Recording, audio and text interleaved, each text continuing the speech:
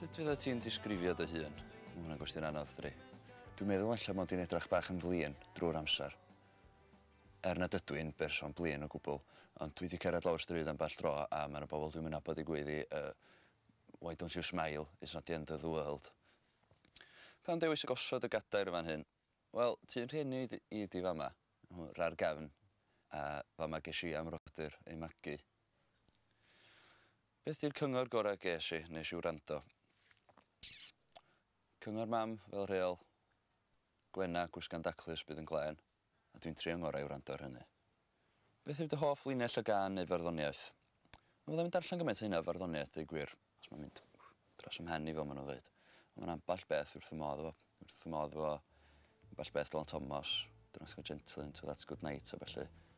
Ac o ran hoff linell o gan, dwi wrth y modd efo cwpled gynta merch ti cyngor, Geraint Jarman.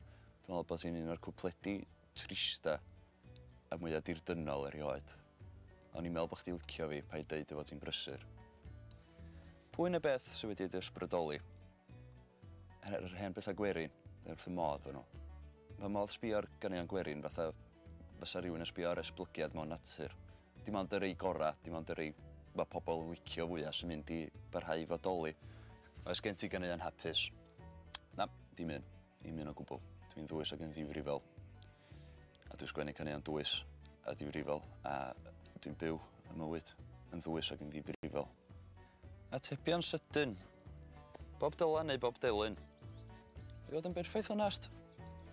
Bob Dylan, dwi'n meddwl. Well gyda eiriau caneuon Bob Dylan.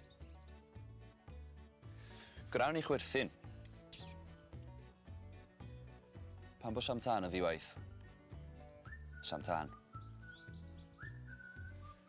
I gloi, sut brofiad oedd y gadair i chdi?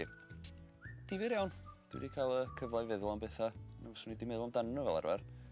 Mae'n i wastad y beth braf. Ond ia, difyr iawn. A mae gadair smart ar naw fyd. Ia, diolch yn fawr iawn am ynghael i.